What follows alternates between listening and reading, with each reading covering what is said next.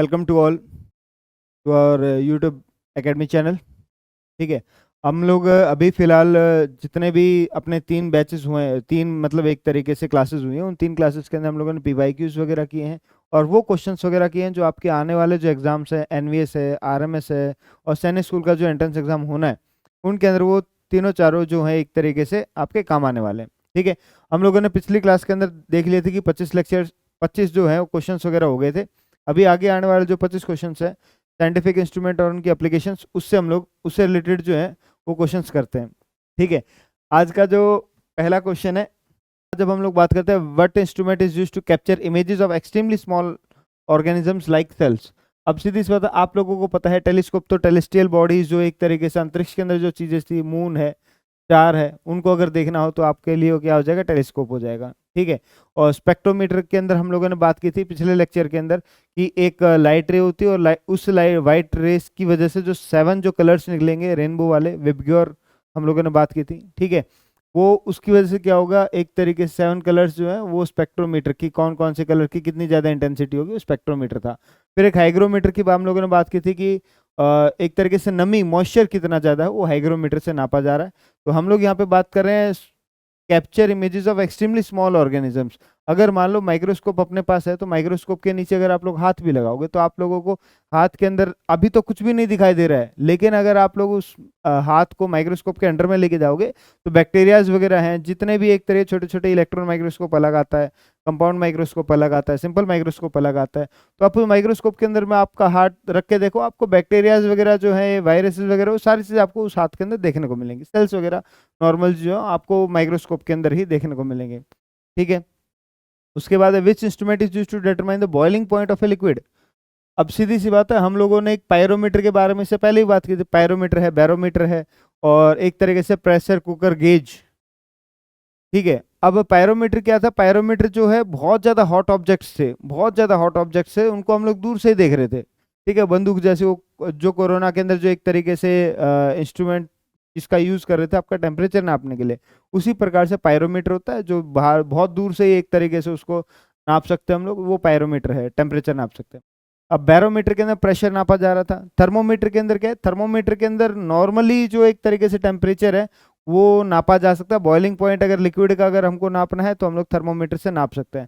Thermometer एक ऐसा instrument है जिसकी वजह से हम लोग अपना बॉडी टेम्परेचर भी नाप सकते हैं। ठीक है, नॉर्मल अगर बॉडी टेम्परेचर की अगर मैं बात करता हूँ तो आप सभी को पता है नॉर्मल ह्यूमन बॉडी टेम्परेचर कितना होता है।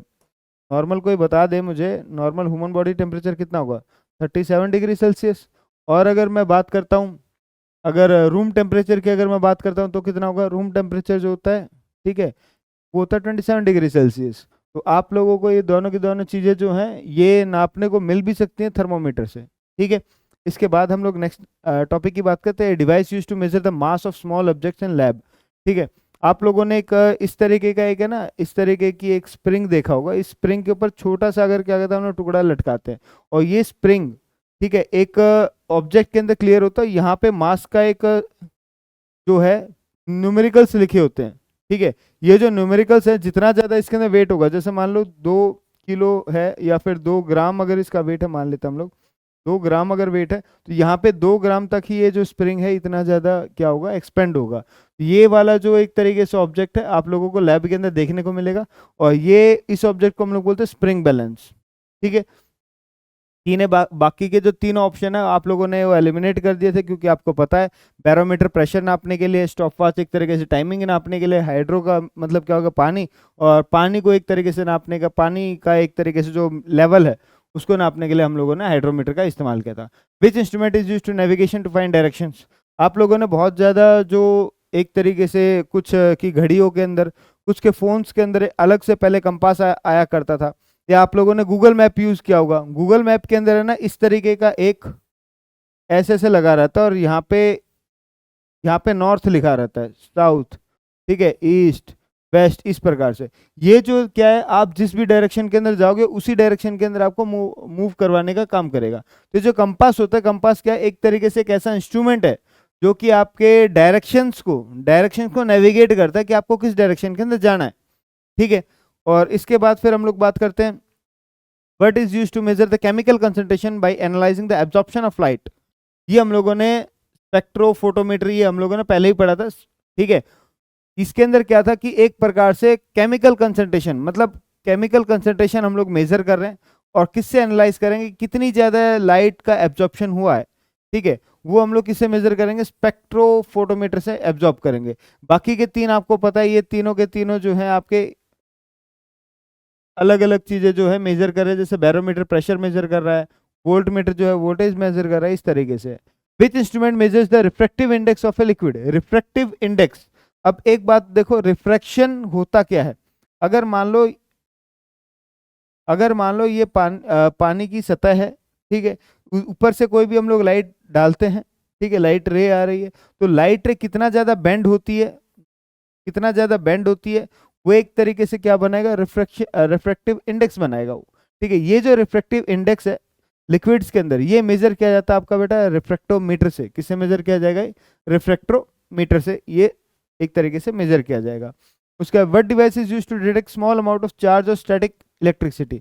अगर हम लोग किसी इंस्ट्रूमेंट की बात करते हैं, किसी डिवाइस की बात करते हैं, जो बहुत कम चार्ज को भी या फिर स्टैटिक इलेक्ट्रिसिटी है उसको भी एक तरीके से क्या मेजर कर सकता है, तो वो हो जाएगा आपका इलेक्ट्रोस्कोप, ठीक है, वो क्या हो जाएगा आपका इलेक्ट्रोस्कोप। इलेक्ट्रोस्कोप के बारे में हम लोगों ने बात की हुई है इससे पहले भी, ठीक है। For measuring the rate of flow of A water in a stream which instrument में बी यूज्ड।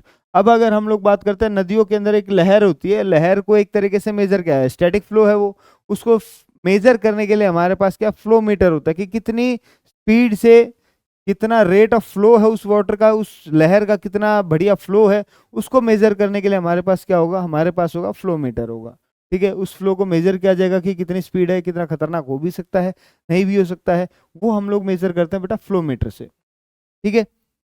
उसके बाद देखते हैं which instrument measures vibration frequencies. अब ये वाला जो है आप लोगों ने इससे पहले भी पढ़ा होगा कि ऑसिलेटरी चीजें, ऑसिलेटरी जो वर्ड है, ठीक है, वो एक तरीके से साउंड से रिलेटेड है। तो ऑसिलेशन, ऑसिलेटरी जो वर्ड है वो साउंड से रिलेटेड है, मैंने बता दिया यहाँ पे। अब इसके अंदर साउंड से रिलेटेड एक ही चीज आपको दिखाई दे रही है, ठीक है, साउंड से रिलेटेड आपको एक ही चीज दिखाई दे रही है। और एक तरीके से फ्रीक्वेंसीज की बात करेंगे तो ऑसिलेशन जो वर्ड आता है, ऑसिलेशन आप लोगों ने इससे पहले पढ़ा होगा। ऑसिलेशन का मतलब क्या है, एक स्ट्रिंग के जुड़ा हुआ है, आप लोगों ने डायग्राम भी देखा होगा एक इस तरीके का, है ना।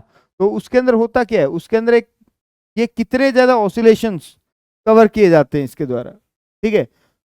ये सारी की सारी चीजें जो मेजर की जाएंगी ऑसिलियोस्कोप से मेजर की जाएंगी, ठीक है। वाइब्रेशन फ्रीक्वेंसीज जो है ये किसके द्वारा मेजर की जाएंगी, ऑसिलियोस्कोप से ये मेजर की जाएंगी, ठीक है। नेक्स्ट क्वेश्चन के ऊपर आता है, what device is used to detect gases like oxygen, carbon dioxide in air.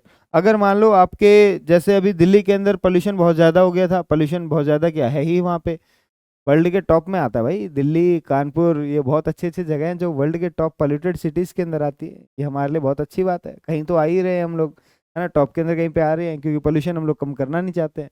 कम करने के लिए सरकार भी कदम नहीं उठाएगी, हम तो वैसे ही नहीं उठाने वाले, ठीक है। तो सीधी सी बात है, जो अलग अलग प्रकार के जो गैसेस वगैरह हैं, ठीक है, इन गैसेस को डिटेक्ट करने के लिए हमारे पास गैस डिटेक्टर्स लगे हुए हैं अलग अलग सिटीज के अंदर। जो मोस्टली जो मेट्रो सिटीज होते हैं वहाँ पे ये लगे होते हैं।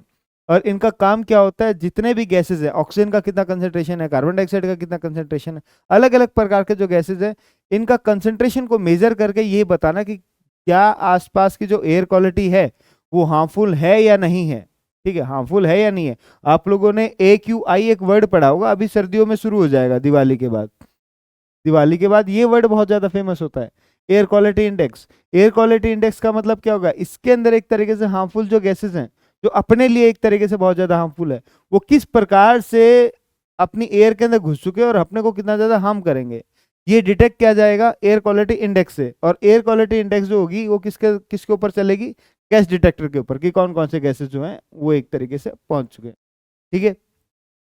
Which instrument is use to measure snowfall, ठीक है। या स्नोफॉल के अंदर क्या होता है, अकेली स्नोफॉल नहीं, स्नोफॉल कितनी ज्यादा हुई है, ठीक है। जैसे अगर मैं बोलता हूं कि अगर आप लोग राजस्थान के अंदर जाओगे तो राजस्थान के अंदर कुआं खोदना पड़ेगा, पानी पीने के लिए कुआं खोदना पड़ेगा, तो कितना ज्यादा गहरा खोदना पड़ेगा, ठीक है। इसी प्रकार से अगर कहीं पे बारिश हो जाती है तो रेन गेज एक इंस्ट्रूमेंट होता है, कितनी ज्यादा बारिश हुई है उससे हम लोग मेजर करते हैं कि भाई 2 mm हुई है, 5 mm हुई है, 10 mm हुई है, ठीक है। इसी प्रकार से स्नो गेज क्या है, स्नो गेज एक इंस्ट्रूमेंट है जिससे स्नोफॉल जब होती है तो उसको एक तरीके से लगा दिया जाता है, उससे पता लग जाता है कितनी ज्यादा डेप्थ या कितना ज्यादा अमाउंट की स्नो गिरी है उस इलाके के अंदर। ठीक है। 25 सेंटीमीटर की है स्नोफॉल है, 1 मीटर की है, 2 मीटर की है, 3 मीटर की है। ग्लेशियर्स के अंदर तो बहुत मतलब आदमी दिखे भी ना, थोड़े समय तक अगर स्नोफॉल होती रही तो। ये किसके द्वारा मेजर किया जाता है, ये मेजर किया जाता है बेटा स्नो गेज के द्वारा। ठीक है। उसके बाद चलते हैं हम लोग नेक्स्ट के ऊपर। What instrument is used for measuring brightness of stars. अब फोटो का मतलब होता है हमेशा लाइट, फोटोसिंथेसिस। फोटो का मतलब हो गया लाइट, सिंथेसिस का मतलब हो गया प्रिपेयर फूड। अब यहाँ पे क्या है, हम लोगों को लाइट ही एक तरीके से लाइट ही मेजर करनी है, तो लाइट क्या है, ब्राइटनेस होगी। तो अब फोटोमीटर, फोटो का मतलब लाइट, मीटर का मतलब उसको मापने का यंत्र। तो सीधी सी बात, आप लोगों का पहला, आप बिना देखे कुछ क्वेश्चंस ऐसे होते हैं जो बिना देखे आपके सेंस ऑफ ह्यूमर जो है आपका, ठीक है, आईक्यू लेवल जो है उसी को टेस्ट करने के लिए कुछ क्वेश्चंस दिए जाते हैं। ऐसा नहीं है कि सारे के सारे क्वेश्चंस जो हैं आपके अकॉर्डिंग टू बुक्स वगैरह दिए जाए, कुछ आपका sense of humour IQ level भी जो है वो चेक करने के लिए दिया जाता है।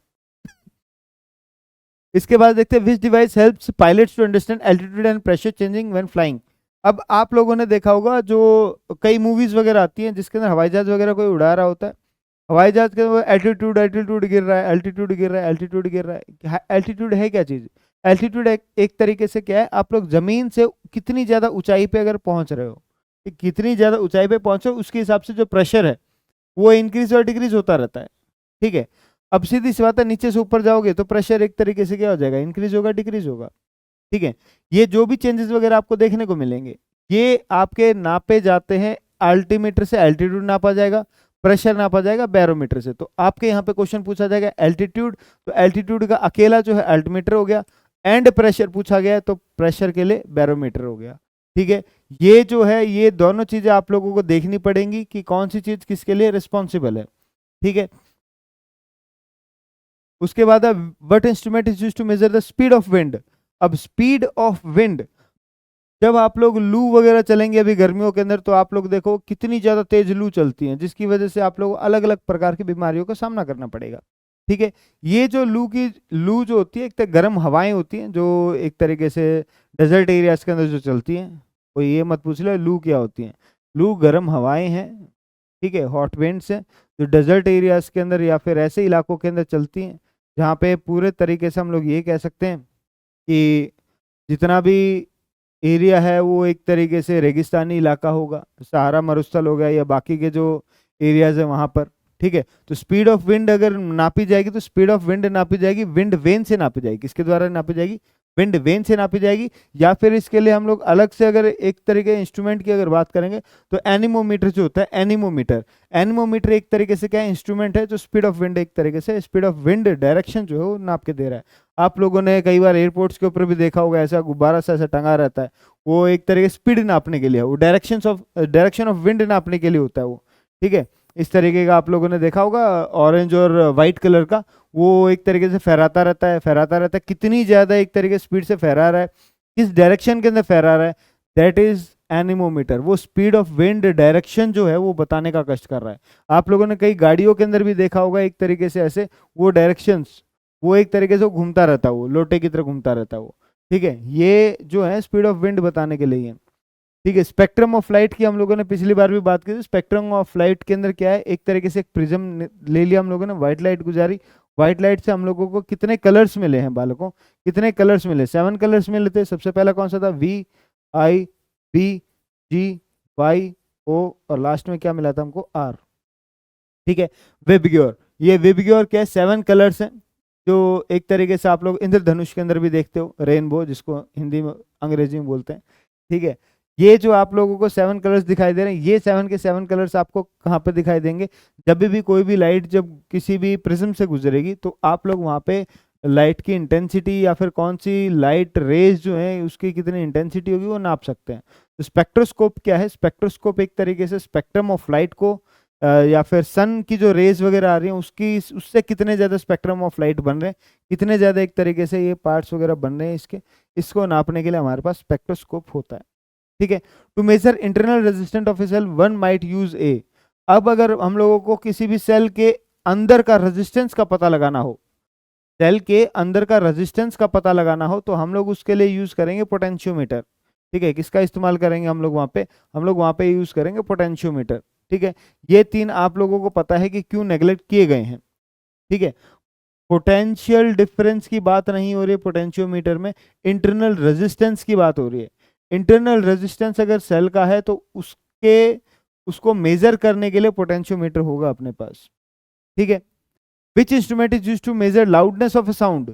अगर किसी भी, मैं कितनी तेज आवाज में बोल रहा हूं, तुमको कितनी तेज आवाज में सुनाई दे रहा है, डीजे बज रहा है, वो साउंड को, एक साउंड की जो लाउडनेस है उसको मेजर करने के लिए हमारे पास डेसिबल मीटर होता है। ठीक है, डेसिबल मीटर होता है, इसी डेसिबल मीटर को हम लोग साउंड लेवल मीटर भी बोलते हैं। ठीक है, ये क्या है? डेसिबल मीटर है, और इसी को हम लोग क्या बोलते हैं? साउंड लेवल मीटर भी बोलते हैं। ठीक है, और बाकी आपको पता है बैरोमीटर प्रेशर है, थर्मोमीटर टेम्परेचर है, एनेमोमीटर हम लोगों ने पहली बात कर ली थी। But instrument would a meteorologist use to forecast storms and weather changes? अब इसके अंदर पूछा गया है कि जो मेटेरियोलॉजिस्ट होते हैं, ठीक है, जो एक तरीके से पहले से ही आपको बता देते हैं कि आज बारिश होने वाली है, मौसम कैसा होगा, आंधी चलेगी नहीं चलेगी, ह्यूमिडिटी होगी नहीं होगी, तो ये सारी चीज़ें जो है आपको पहले ही बता दी जाती है, पहले फोरकास्ट की जाती हैं। ये कौन कौन से इंस्ट्रूमेंट जो हैं ये रिस्पॉन्सिबल है इन सब के लिए? भाई इन सब के लिए सारे के सारे ये तीनों तीनों दियो हैं वो रिस्पॉन्सिबल है। हाइग्रोमीटर सीधी सी बात है नमी को बता रहा है। ठीक है, ये स्पीड ऑफ विंड बता रहा है, और ये एक तरीके से प्रेशर बता रहा है। तो हम लोगों को तीनों चारों चीजों की जरूरत पड़ेगी यहाँ पे, इसलिए इसका जो ऑप्शन हो जाएगा वो हो जाएगा ऑल ऑफ दीज। क्या इतनी बातें समझ में आ रही हैं सभी को? ठीक है, क्योंकि हम लोगों को प्रेशर भी तो देखना है, प्रेशर के साथ साथ कितनी तेज हवाएं चल रही हैं। भाई आंधी आएगी या नहीं आएगी, तो उसके लिए हम लोग किस इंस्ट्रूमेंट का मेजर करेंगे? नमी होगी नहीं होगी आगे आने वाले समय में, किस इंस्ट्रूमेंट का यूज करेंगे? भाई सीधी सी बात है। तो इसीलिए हम लोगों ने इन तीनों इंस्ट्रूमेंट्स का जो है एक तरीके से यूज किया। Which instrument is used in a lab to measure the pressure inside a container? किसी भी कंटेनर के अंदर, ठीक है, प्रेशर कितना है, किसी भी कंटेनर के अंदर प्रेशर कितना है उसको मापने के लिए हम लोगों के पास होता है मैनोमीटर। अब अगर मान लो मैं आप लोगों को कोल्ड ड्रिंक की एक कैन दे देता हूँ, जैसे आप लोगों ने स्प्राइट, रेड बुल, पता नहीं अजीब अजीब सी बढ़िया बढ़िया द्रवित जो सब्सटेंसेस है, लिक्विड सब्सटेंसेस जो ग्रहण किए होंगे, बहुत अच्छी बात है, पियो पियो डेली पियो, अच्छी बात है, जल्दी किडनी लीवर खराब होगी उससे। ठीक है, तो मैनोमीटर की हम लोग जब बात करते हैं तो मैनोमीटर क्या है? एक तरीके से उसके अंदर कितना प्रेशर है, ठीक है, किसी भी कंटेनर के अंदर कितना ज्यादा प्रेशर है उसको मेजर करने के लिए हमारे पास क्या होगा? मैनोमीटर होगा। ठीक है, थर्मोमीटर आपको पता है टेम्परेचर के लिए है, बैरोमीटर प्रेशर के लिए है, वोल्टमीटर वोल्ट। ठीक है, अब इसके बाद कहते हैं what device indicates presence of carbon monoxide और स्मोक इन एयर? अब आपको कौन सा एक तरीके से इंस्ट्रूमेंट ऐसा दिख रहा है, ठीक है, जो कि कार्बन मोनोऑक्साइड या फिर आपकी हवा के अंदर स्मोक है उसको बता सकता है? तो स्मोक डिटेक्टर्स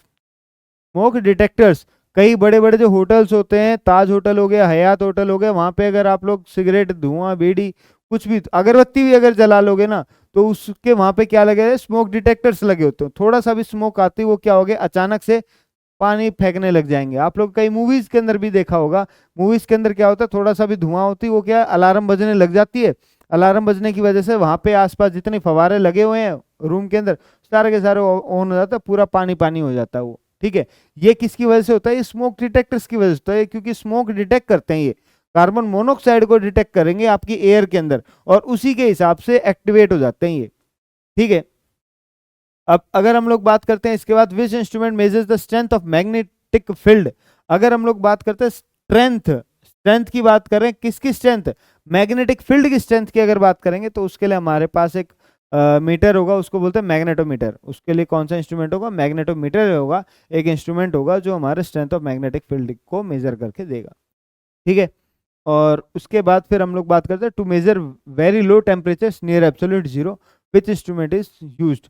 एक क्रायो प्रिजर्वेशन एक वर्ड आता है। क्रायो प्रिजर्वेशन का मतलब क्या होता है? कुछ सेल्स वगैरह होते हैं, कुछ पॉलन ग्रेन्स वगैरह होते हैं। ठीक है, पॉलन ग्रेन्स का मतलब हो गया जैसे हनी जो है नेक्टर्स वगैरह से, पॉलन ग्रेन्स के नेक्टर से मिलता है। इनको हम लोग क्या करते हैं? प्रिजर्व करके रखते हैं। ठीक है, आगे आने वाले समय के अंदर इन्हीं चीज़ों का हम लोग इस्तेमाल करते हैं, और ये इस तरीके से प्रिजर्व किए जाते हैं कि कभी भी अगर इनकी जरूरत पड़े, ठीक है, तो हम लोग इनको वैसा का वैसा ही यूज कर लें। तो क्रायो प्रिजर्वेशन के अंदर अगर कोई टेम्परेचर पूछ ले कितना होता है, तो -196 डिग्री सेल्सियस होता है। ठीक है। -196 डिग्री सेल्सियस होता है क्रायो प्रिजर्वेशन के अंदर टेम्परेचर। क्या होता है? क्रायो प्रिजर्वेशन के अंदर अगर जो टेम्परेचर की अगर बात की जाएगी तो कितना हो जाएगा? 196 डिग्री सेल्सियस। ठीक है। अगर इसी लो टेम्परेचर को मापना है जीरो से नीचे, अगर भाई सीधे मैं एक सिंपल सा एग्जांपल बताता हूँ तुम लोगों को। एक लैब है हमारे पास, आईसीआर की लैब है, दिल्ली के अंदर है, आजकल तो सीएसआईआर की लगभग बहुत जगह हो गई है। तो वहाँ पे अगर हम लोगों को कुछ कोई भी चीज़ है, ठीक है, सीमन वगैरह है या कुछ भी चीज़ अगर हम लोग रखने जाते हैं वहाँ पे, तो वहाँ पे इतना कम टेम्परेचर होता है कि उसके लिए हम लोगों को अलग से ड्रेस खरीदनी पड़ती है। ठीक है। ड्रेस खरीदनी पड़ती है तो सीधी सी बात है, जब हम लोग वहाँ पे लेके जाते हैं तो हाथ जो पूरा जम जाएगा। अगर नॉर्मल अगर जाएंगे तो -196 डिग्री सेल्सियस है।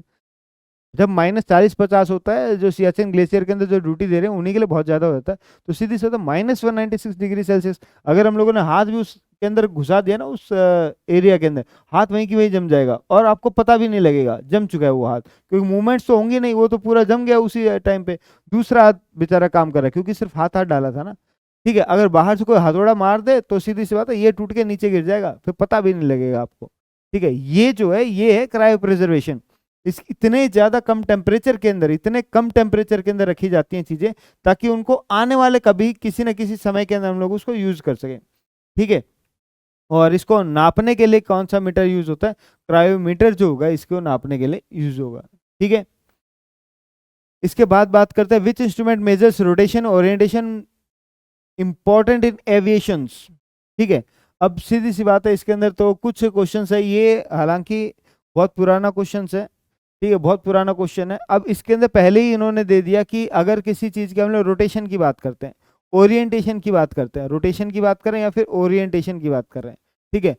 एविएशन के, एविएशन मतलब जो हवाई जहाज वगैरह है उसके अंदर हम लोगों को देखते हैं कि हवाई जहाज जो चलती चलती अचानक से पीछे नहीं मुड़ सकती। ठीक है। अचानक से पीछे बैक फ्लो नहीं करती हो, वो क्या करती है, वो चलते चलते स्लाइडली थोड़ा सा मुड़ के ऐसे आती है।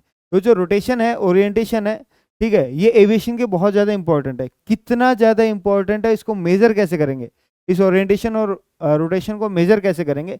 इसके लिए मेजर करने के लिए हमारे पास क्या होता है? कंपास तो देखो डायरेक्शन बताएगा, ये एल्टीट्यूड बताएगा, ये मैंने बताई दिया आप लोगों को। ठीक है। अब ये जो गायरोस्कोप होता है यहाँ पे पहले ही दे दिया गया है, ये हालांकि 2020-21 के अंदर सवाल आया था। ठीक है। 2020 और 21 के अंदर सवाल आया था, इसके अंदर यही पहले से यहाँ पे दे दिया गया। तो बच्चों को आधे से ज्यादा को फिर भी डाउट हो गया कई भाई यूपीएससी अगर इतना बड़ा एग्जाम है, यूपीएससी अगर सिंपल सी बात कर ले, फोटोसिंथेसिस के अंदर कौन सी गैसेज रिलीज होती है, तो यूपीएससी भाई इतना बड़ा एग्जाम, हाँ वो सिंपल से सिंपल क्वेश्चन दे दे तो डाउट हमको ही हो जाता है कहीं हमने गलती से गलत तो नहीं लगा दिया। तो इसी प्रकार से क्या होगा, गायरोस्कोप जो पहले से ऑप्शन के अंदर दिया आपको सीधा बिना देखे ही लगा देना चाहिए था, लेकिन फिर भी इसके अंदर कुछ बच्चे अल्टीमीटर और पता नहीं क्या क्या लगा के आए थे। ठीक है। What instrument is use to measure turbidity cloudiness of water. अब एक बात बताता हूँ आप लोगों को, आप लोगों ने कई बार देखा होगा पानी को साफ करने के लिए जिस दवाई का इस्तेमाल करते हैं उसको बोलते हैं क्लोरीन, प्रोसेस को बोलते हैं क्लोरीनेशन। ठीक है। अब इसी के अंदर क्या होता है, पानी के अंदर जब दवाई मिलाई जाती है तो हल्का सा क्या सफेद सफेद हो जाता है, वो क्लाउडीनेस सा बन जाता है। उस क्लाउडीनेस, पानी के अंदर जो क्लाउडीनेस बनी है उसको मेजर करने के लिए हमारे पास क्या होगा, टर्बिडिटी, टर्बिडीमीटर होगा। कौन सा होगा? टर्बिडीमीटर होगा। ठीक है। इसके बाद बात करते हैं हम लोग next, which device help drivers communicate to और navigate under water using reflected sound. Under water हम लोगों ने इससे पहले शिप वाला क्वेश्चन किया था। ठीक है। शिप वाला क्वेश्चन किया था, सबमरीन्स का क्वेश्चन किया था। सबमरीन्स के अंदर भी सोनर्स लगे रहते हैं। ठीक है। शिप के अंदर पानी का जितना भी एक तरीके से चीजें हैं, पानी के अंदर अगर आपको कोई चीज नेविगेट करनी है with the help of sound, ठीक है, तो हम लोग उसके अंदर यूज करेंगे सोनार को। ठीक है। उसके अंदर क्या यूज करेंगे हम लोग? सोनार को यूज करेंगे। आज के लिए इतना ही। सभी के सभी क्वेश्चन हम लोगों ने कर लिए, आज के 25 क्वेश्चन कर लिए और पिछले 25 क्वेश्चन, टोटल 50 क्वेश्चन हो चुके हैं। ठीक है। साइंटिफिक इंस्ट्रूमेंट और उसके एप्लीकेशंस के लगभग मैं ये मानता हूं कि ये जो क्वेश्चंस करवाए टोटल 50 क्वेश्चन, और इससे पहले हमारे 2 लेक्चर्स और हुए उसके अंदर हम लोगों ने जो टोटल 50 क्वेश्चन करवाए, ये 50 क्वेश्चन से बाहर मैं ये मानता हूँ कि एक भी सवाल नहीं आने वाला आपका। ठीक है। आप लोगों को जब ऑफलाइन क्लासेस के अंदर पढ़ाया जाता तो ऑफलाइन क्लासेस के अंदर भी यही बताया जाता था कि ये सिर्फ कर लो, इसके बाहर नहीं आने वाला है। तो श्योरिटी है कि आप लोग अगर इन क्वेश्चंस को करके जाओगे then you will get better result. ठीक है। और अगले नेक्स्ट लेक्चर के लिए हम लोग मिलेंगे नेक्स्ट क्लासेस के अंदर, तब तक के लिए थैंक यू।